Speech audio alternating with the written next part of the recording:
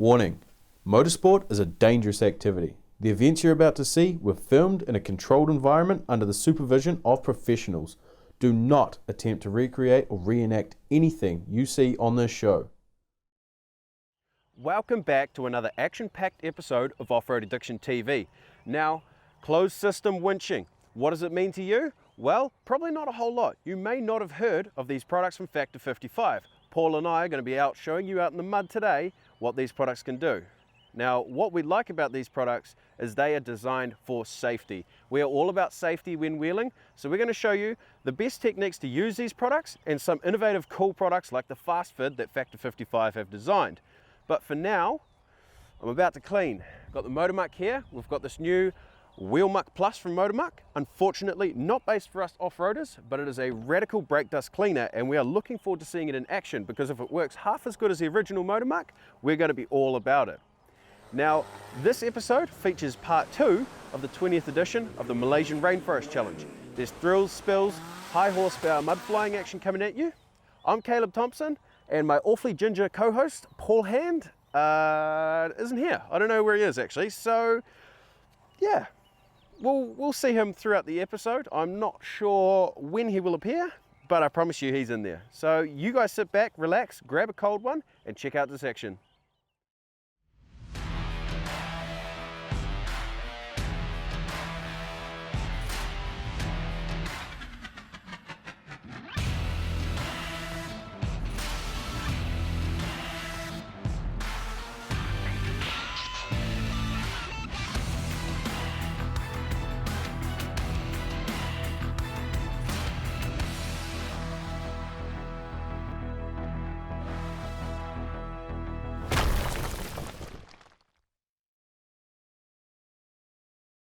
The last episode saw the beginning of the Rainforest Challenge Grand Final. There's been opening ceremonies, police convoys, action-packed stages, and some of the most stunning locations inside the Malaysian rainforest. The terrain tested competitors and vehicles to breaking point. Now, the convoy continues onto the Terminator campsite at Pos Senderat, where everyone set up camp and prepared for the action to come the following day. Now, I'm at the Rainforest Challenge in Malaysia currently. As you can see, beautiful river behind me. We've got the rainforest behind us, and it's just stunning. It is absolutely hot. It's actually the 5th day, so by now we're actually quite tired, and it's hot, stinky, and we smell pretty bad. Although we have been swimming in this beautiful river, and thank God for that because it is absolutely just beautiful in there. Today's a little bit of a rest day, and later on we're going to get back into the action. There's crazy god winches, there's trucks on portal axles, there's little turbo diesels, there's little petrol turbos bouncing off the limiter, so we'll get into the action.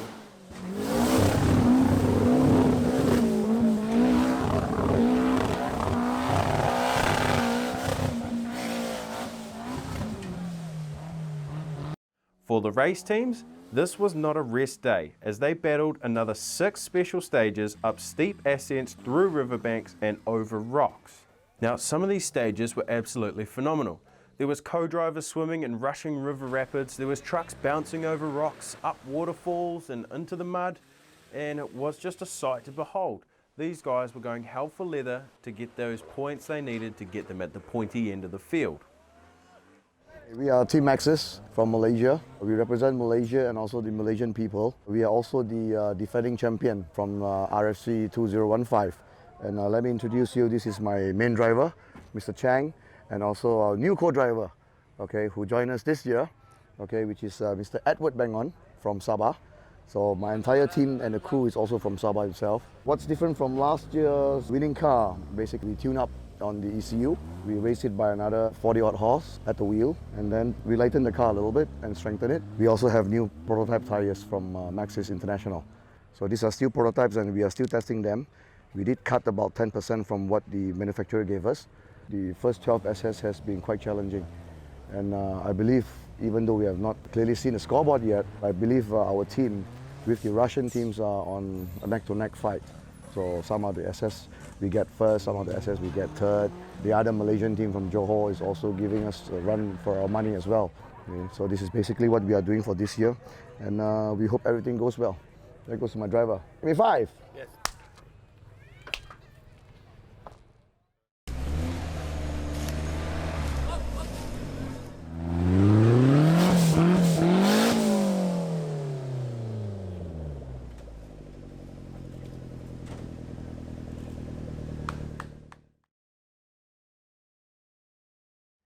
Now another absolutely innovative product from Factor 55 and something that I'm hugely passionate about, the Factor 55 Fast Fit. It's made out of billet aluminium or aluminum if you're in America.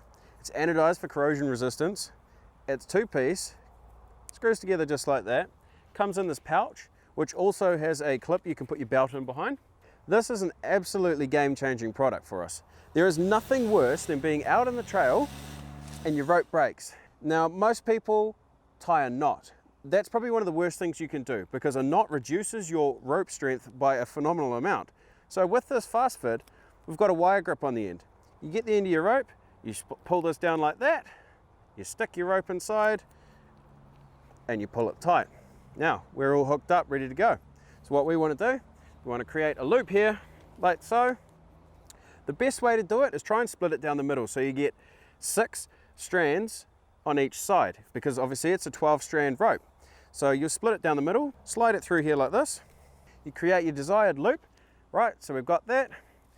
And then you go down another 6 strands. You literally push your rope together, slide it through. It's a little bit fat because I put a bit too much tape on the end of it. Slide it through just like that. I would generally go back and forth 4 times. Now, you absolutely do not need to do that. Some people do, some people don't. I prefer to do it. It adds a little bit extra strength. Now, there's multiple ways you can splice a rope. This is probably the most common and the easiest way without losing a bunch of strength. If you tie a knot, it creates a whole different breaking strength. So splicing it with a loop is the correct option and way to do it. So we've pulled that through twice. Now we've got to bury the rope. The easy part about this, don't need my rope, you just push it together, stick your Fast Fit down the middle core that you've just created, and as you're going down, you just spread the rope, push it, push your fid through, and you just keep feeding it down until you feel you've got enough. Then when you feel you've got enough, just pop it out like so, and then slide that down your wire grip like this. And what I love about this product is it's so simple. I'm able to splice a rope on the side of the track in less than 5 minutes. So that's it. You slide it out like that, you pull your wire grip down again, and your rope comes out. Nice and easy. Now, if I was doing this at home, I would grab about 15 inches and pick it all out. And I'd cut at about 1 inch. Each gap would be 1 inch. And what that does is it feathers the rope out. So when you pull this back in, there won't be a lump. It'll be a nice streamlined splice. Because we're doing this for the sake of showing you how quickly you can fix your rope on the side of a trail, you just simply go like this. Done. You now have a spliced rope ready to continue your day out wheeling. Simple as that. It is an absolutely phenomenal product. It's well built, it looks good, it's compact, and it gives you a damn nice splice. Offroad Addiction TV is proud to be representing some of the leading brands in the industry. Please make sure you support the guys that support us. It's the end of day 6 here in the Malaysian Rainforest Challenge, and we've come to this beautiful campsite. We got here yesterday, we've had one night, we've got another night tonight. We were swimming here last night. I actually had a snake sort of swim into me last night and ended up falling off the rock I was sitting on and ended up nearly getting swept downstream. But thankfully Lee and Sean were here to grab a hand and drag my fat ass back over the rock, because that wouldn't have ended so well for me, because the river just sort of keeps going at a rapid rate. Now, it's been a great day of competition today. We had 3 water SS stages. We had one very, very steep technical stage where they had to go up vertical around a tree and come back down vertical. I think it was a 70-degree incline going up and a 100-degree incline coming down. Now, that's pretty crazy. I don't care what you're driving, that's pretty crazy. The water SS were great as usual, some great action, some water splashing everywhere. So tomorrow they're gonna flag off for the Twilight Zone. Now this is some of the hardest stuff you'll ever see in the Rainforest Challenge. From what we've been told, it's going to be 2 nights in the jungle. So that tells you just how hard this is going to be. Day 7, we've now entered the Twilight Zone. Welcome to the dark side. Now, We're going in with our media crew. As you can see, there's a few obstacles behind us that we have to get through just to film this. So we're not going all the way through the twilight zone due to it being so long this year, but we're going to do our best to capture as much as we can before we head out to the next campsite and set up there, and hopefully there's another beautiful river there and we can go for a bit of a swim.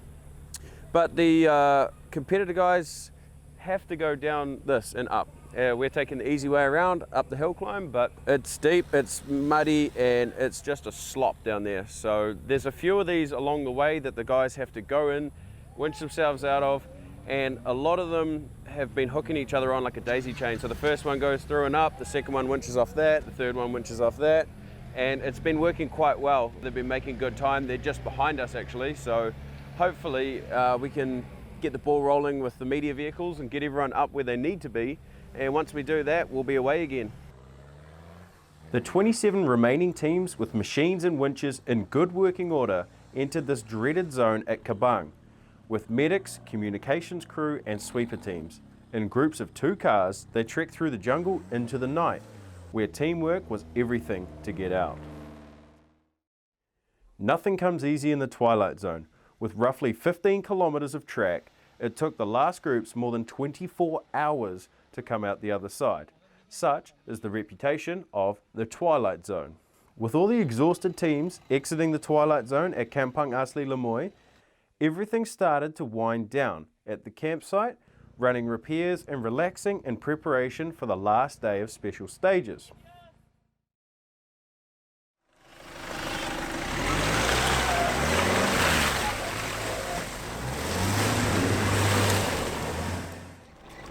Now, ladies and gentlemen, we are well and truly stuck. So, let's get the gear out. Do it safely. We don't have to worry about time because we're the only ones here. It's great. And if I do fall over, Shay, please edit it out because we don't want people laughing at me. Figure they out how they fall.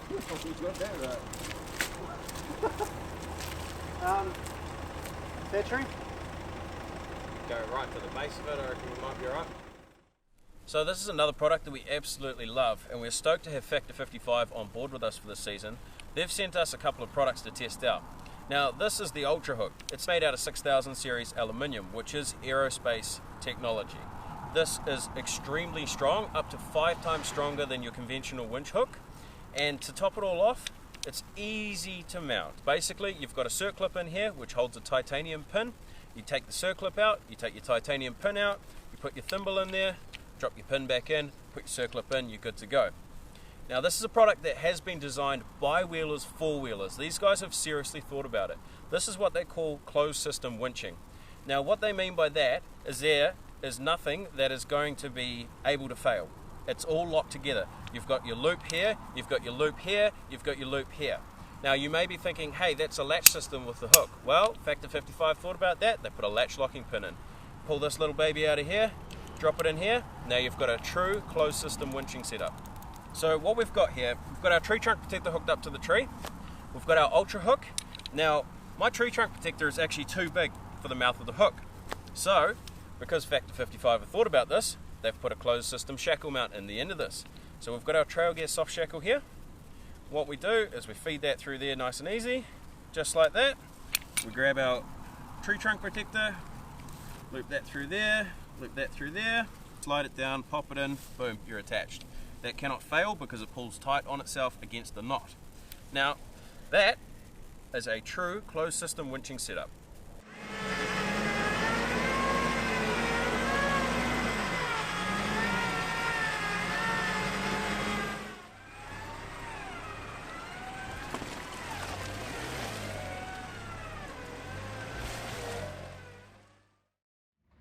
Alright, so while I've been playing around here, I've dropped straight into the holes that Caleb's just dug. So I've had to pull out my Factor 55 Flat Link Expert. Now, it's got the big mouth because you can fit a 3/4 inch shackle in there. But again, we're going to use the soft shackle just because it does limit the amount of hardware that we're using. Now, ultimately, you need to keep it in line like that, even though these things are rated to 24,000 pounds. So that's going to far exceed the 11,800 that I'm going to do the damage with here. So I'm going to feed my soft shackle through, straight through the tree protector, and I love these things, they're awesome. So it's going to run it straight like that, so everything's in line, because it is a closed system yet again. Now I'll go back to my truck there, get the Nova winch 11800, and it will pull me straight out of there. So you can see the speed of the winch isn't quite as quick as Caleb, but because my truck, like Caleb said, would probably be pulling close to 3 ton, it needs to be able to do the long and steady pulls. Yeah, winch does alright, mate. She's a big truck. Very impressed, mate. It's nice and smooth in here too.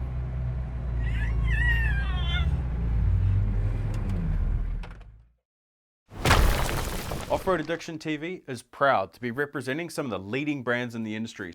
Please make sure you support the guys that support us. So yesterday was day 7 and it saw us come out towards the Cameron Highlands in Tanarata, and so we drove for a few hours and then we got to this little narrow road and we thought this is awesome, we're cruising up, and we were blown away by the scenery. There was just an absolute crazy amount of greenhouses on the side of sheer cliffs, up on hills, and it just looked stunning. We were going up this windy narrow road and we were heading up and we ended up in the clouds, and we were just cruising along going, wow, this is absolutely mind-blowing, the scenery. Then the road disappeared and turned into a bit of a four-wheel drive track.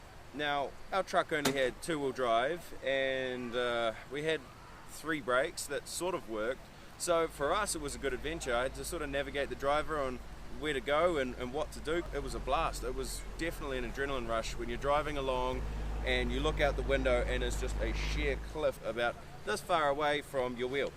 So for me, that was a stunning experience. We've come to this beautiful campsite. Now this is in Orang Asli village, which is the original people. They welcomed us in and let us set up on their soccer field last night. We had a great sleep and woke up this morning to the clouds pretty much in our campsite. We're up that high. I think we're about 2,000 meters above sea level. So we're right up in the clouds in the Cameron Highlands at the moment. So it's day 8 now and we're just about to break camp and we're going to head out to the next campsite, which is near Tanarata, and there's some more SS action going on up there. With everyone out of the twilight zone, the battle to the finish begins with the final special stages of the event in Tanarata. These were full of twists, turns, rollovers and technical errors. Everyone's goal? To earn as many extra points as they can to improve their overall standing. It was now or never for the top teams to close the gap and fight to get to the top first. So we're here in the Cameron Highlands. Now last night we slept in a forestry area. Nice little campsite we set up there for the night. Now we're in this stunning place in a hotel. It's time to relax, get ready for the closing ceremony. So we hope you guys all enjoyed the action. We did our best to capture as much of the event as we could. I'm very pleased to welcome you to this finale, the prize giving awards dinner for 2016 here in Pahang. This year's closing ceremony was held at the Tanarata Town Hall. The race to the top was the closest in the RFC history, with defending team Maxis 119 taking the overall champion title again, beating the Russian team 104 by only 1 point, the closest ever in RFC history. Our experience during the SS, all the SS from SS Prologue until the last SS is all very challenging, and especially the Twilight Zone. Along the way, the 116 car broke down, so we have to pull the car for 16 kilometers all the way out to the exit so that we can get our 200 points. We managed to come out in 30 hours, yeah, from starting to the end. Congratulate also to Team Russian, 105 and 104, and the Team Johor 117 and 123 to challenge with us this year. Now, the Rainforest Challenge was an epic adventure for us. We had a blast, Lee and I, going through the rainforest with our family and friends in RFC. Every single campsite this year had some kind of water. So every night we went to cool off, have a swim, relax a little bit, and it was just so nice to be able to spend that time when the cameras were down, catching up with our friends and family in the environment we love most. Coming up in the next episode, we head to the South Waikato, New Zealand for some limiter bashing, gravity-defying stunts by mad drivers, crazy co-drivers for the NZ 4x4 trials.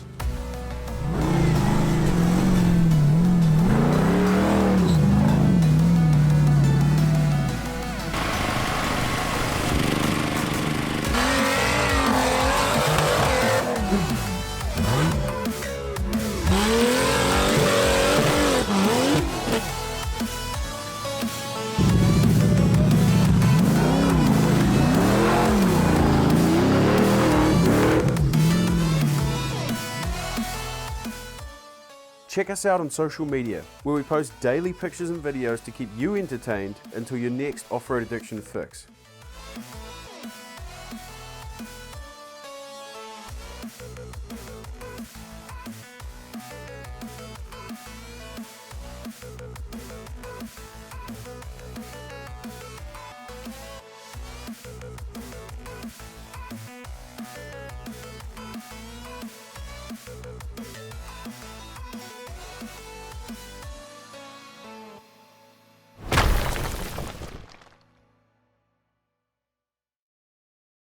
Yeah, Lee. This is our driver, Shook.